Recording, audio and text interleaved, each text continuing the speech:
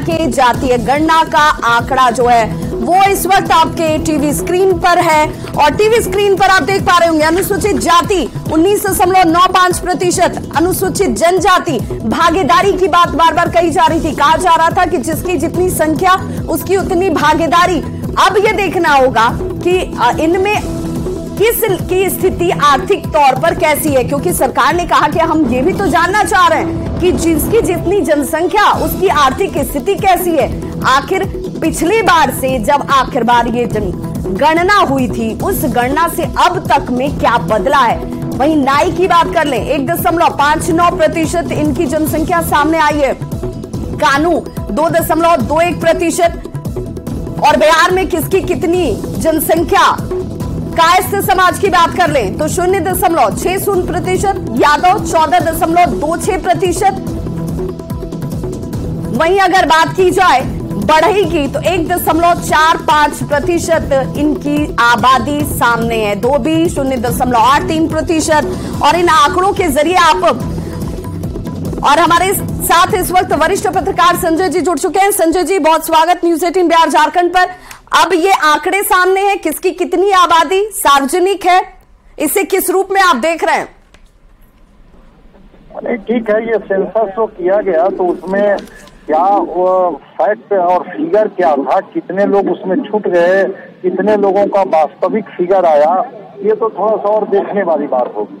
लेकिन हाँ, सरकार ने जब सोशियो इकोनॉमिक सर्वे करवाई है तो जो डेटा जारी कर रही है तो अभी तो डेटा के अनुसार थोड़ा और इस पर देखना होगा, समझना होगा कि क्या वास्तव में इनकी वही संख्या है जो संख्या डेटा में रिफ्लेक्ट हो रहा है या इनकी संख्या कुछ और है और डेटा में कुछ और रिफ्लेक्ट हो रहा है। हमारे सहयोगी आनंद अमृतराज हमारे साथ इस वक्त सीधे लाइव जुड़ गए हैं। देखिए तस्वीरों में आनंद नजर आ रहे होंगे। आनंद, आप तक आवाज पहुंच पा रही है हमारी? और उनके साथ देखिए अशोक चौधरी भी मौजूद हैं। रिपोर्ट को लेकर अब सियासत शुरू हो चुकी है। आनंद, जरा प्रतिक्रिया पहले लीजिए अशोक चौधरी से, वो इस रिपोर्ट को कैसे देख रहे हैं? बिल्कुल, देखिए मेरे हाथ में इस वक्त रिपोर्ट है अशोक जी। ये रिपोर्ट तो आपने देखा ही होगा, आपकी सरकार ने रिपोर्ट जारी कर दिया। क्या कहेंगे इस रिपोर्ट को लेकर, आपकी पहली प्रतिक्रिया क्या है?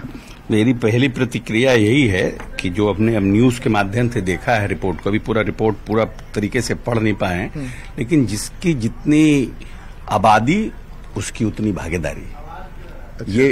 ये होना चाहिए। ये लंबे समय से ये लड़ाई लड़ी जा रही थी और जातीय गणना के बाद ये स्पष्ट हो गया है कि किस जाति का कितने प्रतिशत है। तो निश्चित रूप से जिस जाति का जितनी आबादी है उसके हिसाब से उनको हर चीज में भागीदारी मिलनी चाहिए। बिल्कुल, इसका मतलब आपका इशारा कुछ और भी दिख रहा है कि क्या आने वाले समय में आरक्षण का दायरा भी बिहार में बढ़ाया जा सकता है? बिल्कुल बढ़ाना ही चाहिए, यही तो लड़ाई है, यही तो लड़ाई है। क्यों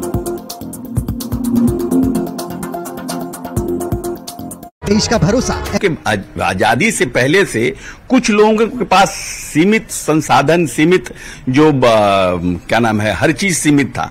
और जब महात्मा गांधी का जन्मदिन है 2 अक्टूबर और महात्मा गांधी जी और जिस संविधान निर्माता बाबा साहब भीमराव अंबेडकर ने जिस बात की चर्चा की, जिस बात के बारे में उन्होंने कहा कि समानता का अधिकार, तो समानता का अधिकार में तो सबसे ज्यादा जरूरी है कि सबको प्रॉपर रिप्रेजेंटेशन मिलना चाहिए। बिल्कुल। अच्छा अशोक जी, एक भी और इस जातिगत आंकड़े में कई सारी चौंकाने वाली भी जानकारी है।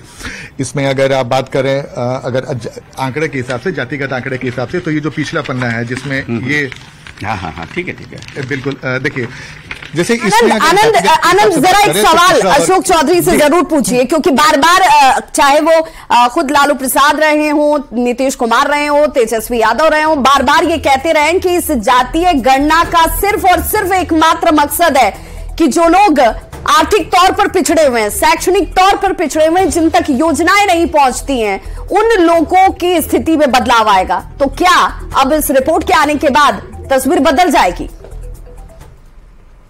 बिल्कुल, देखिए अशोक जी, बेहद महत्वपूर्ण सवाल है और सवाल इसलिए भी मौजूद हो जाता है कि आपकी सरकार बार बार बोली कि इस जातिगत गणना करवाने का जो सर्वेक्षण आपकी बात जो हो रही है कि करवाने का मकसद यही है कि जो अभी तक पिछड़े थे, हाशिए पे थे, उनको उनका वाजिब हक मिलेगा। तो क्या हम माने कि इस पे राजनीति नहीं होगी, वाकई में जो सरकार जिस मंशा से कर रही है कि या कि इसको चुनावी सिगुफा माने? कि काहे चुनाव, हम तो ऑलरेडी, हमारे नेता तो नीतीश कुमार जी ऑलरेडी इस पर काम कर रहे हैं। अति पिछड़ा विभाग था क्या पहले इसके?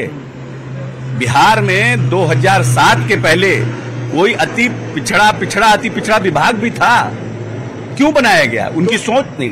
पहली बात यह है कि आप इसको बोल रहे हैं चुनावी शगुफा तो नहीं होगा, ये क्यों किया गया? दो बार प्रधानमंत्री से मिले, दो बार आग्रह किया, सबको ऑल पार्टी मीटिंग बुलाई, उनको ये लगा तब ना। Who has taken the initiative? Even की ये बात उनके दिमाग में, किसके दिमाग में आई? क्योंकि जब 2007 में इन्होंने को एहसास हुआ कि एक बड़ी आबादी अति पिछड़ों की है, उसको जब हम प्रॉपर प्रतिनिधित्व नहीं दें, तभी तो पंचायती राज व्यवस्था में उन्होंने आरक्षण की व्यवस्था की। अशोक जी, एक जो जानकारी इसमें आ रही है, देखिए इसमें कि पिछड़ा वर्ग की आबादी लगभग 27% है, अत्यंत पिछड़ा 36%, अनुसूचित जाति जनजाति मिलाएं तो 20% से ज्यादा, और जो सवर्ण जाति है लगभग 15-16% के आसपास की आबादी है। तो इसके हिसाब से हम आने वाले समय में क्या कुछ परिवर्तन देख सकते हैं? करना चाहिए परिवर्तन।